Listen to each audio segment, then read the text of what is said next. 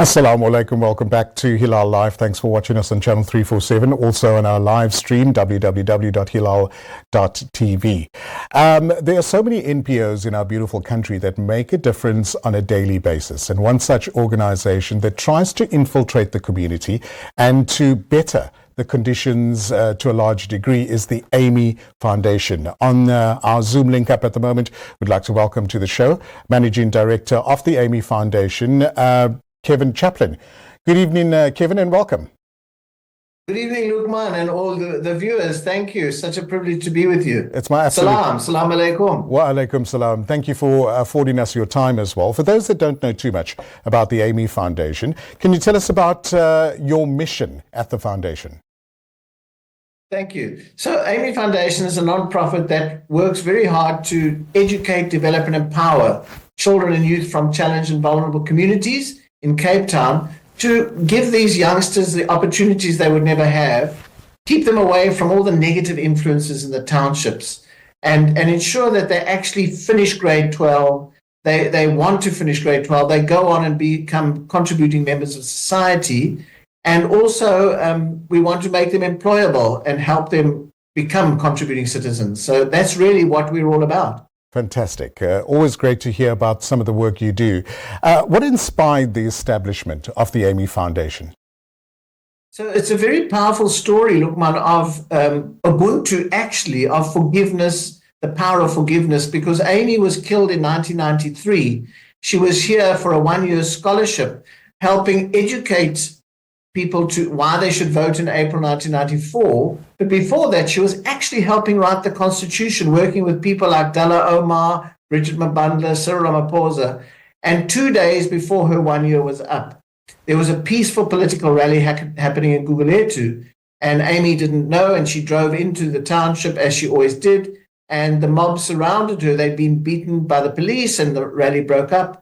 And she died there in Guguletu, but luckily the story didn't end there. Very tragic, very sad, but so much good has come out of that because in 1990, that was 1993. In 1997, Archtutu and Nelson Mandela formed the TRC, the Truth and Reconciliation Commission, which was a very powerful process in the healing of our country. So Amy's parents were asked to come and meet the four boys who were responsible for her death. And when they came, they said, these are just young boys, 18 years old, we forgive them. And they went a step further, the reconciliation part and the restoration. So they asked the government to release them, and they were given amnesty.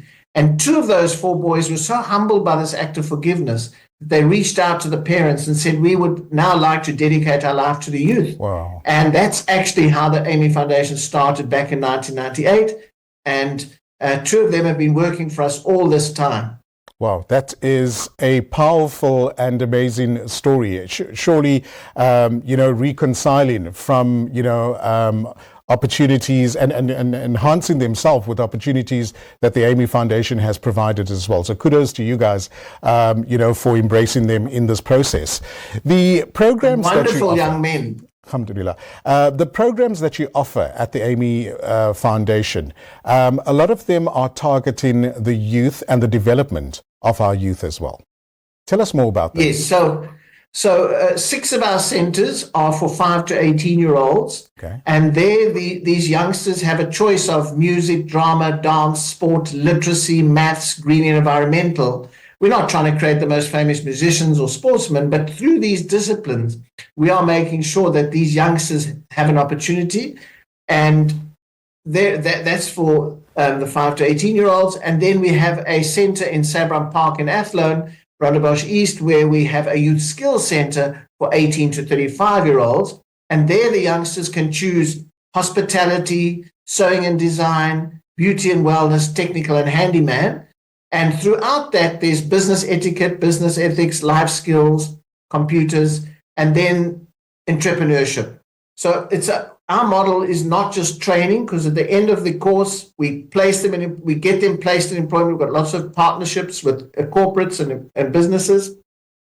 And then we place them and keep tracking them. And those with the ability for entrepreneurship, we help start new businesses. We make sure that they grow these businesses. And the good news is that we've placed just on 2,000 youngsters in employment to date. Brilliant. And that's across hotels, retail stores, you name it. And then we've started 231 new businesses. And that, for me, gives me such hope for this country. And when you meet these youngsters, Lukman, they just give you such hope because they really want to perform. They want to do well and do something. Amazing. Wow.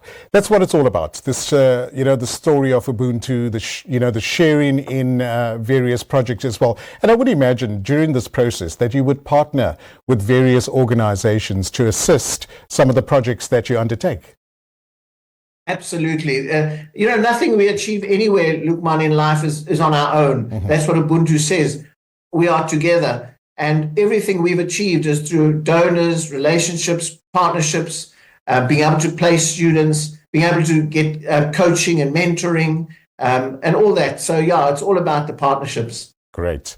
An NPO, an organization that caters to the community, sometimes would find yourselves in various challenges or with various challenges. What are some of those, if you want to highlight, and how do you overcome them? I think, to be very honest, our most difficult challenge is sustainable funding.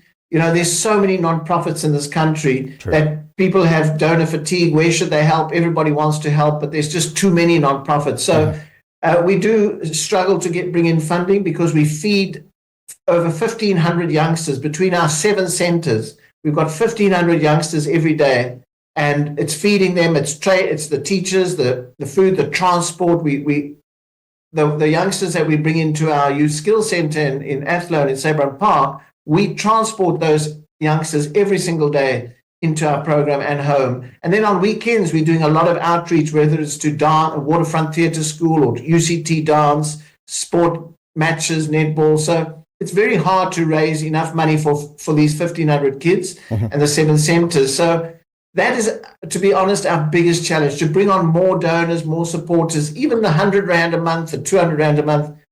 If we could get more of those, it would help us. And then, obviously, enough training in the townships. We always upskilling our staff. So we need more people to come on board with us and help us with training and coaching and mentoring and bringing on more people to support us. Volunteers, we'd love to have more volunteers, more coaches, taking some of these youngsters to the next level. With all the programs, projects that you have going at the moment and that you've successfully done in the past, what's the future for the Amy Foundation? Are you hoping to institute a few other programs going forward? Going forward, we just want to continue being part of the future of this country, making South Africa great again. And I think it's really very much to focus on quality of programs. We don't want, as Amy Foundation, to become this huge conglomerate that's all over the country and becomes unmanageable. We're happy to help other provinces and other areas pass on our knowledge, but it's really more to just take Amy Foundation to the future with quality programs impacting more and more youngsters. I mean, already in our youth skills program, we have 600 learners a year that we are placing in employment or starting businesses. So we don't want to get too big. We would like to grow our campus so we can maybe get to 1,000 youngsters just in the youth skills side. Already with over 1,400, 1,500 kids in the after school programs. That's big enough. We just want to continue doing that and doing it well with these youngsters and making sure they succeed in life. That's really what we see for the future. Have you identified various communities throughout the Western Cape, and how do you go about instilling those projects in those communities? So at the moment, we're for our after-school centres, we're in Philippi and in Yanga, in Guguletu and Bonteheuwel, and that's where we positioned at the moment. But in those communities, the youngsters come from all around. They're not just one area. And then for our youth skills centre, we are transporting every day from Khayelitsha, from Delft, from Bonteheuwel, you name it. So we bring them in from all over the Cape Flats. Brilliant.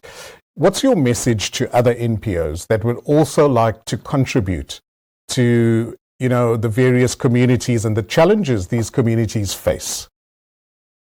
To make sure that you don't try and be too big, that you focus, you make sure you have a sound base. We try and make sure we are transparent and credible so donors can see where the money's going. it's properly spent. Make sure your finances, your accounting records are well maintained, that you plan properly, you have a good solid base, and that you can be dependable and sustainable in those communities.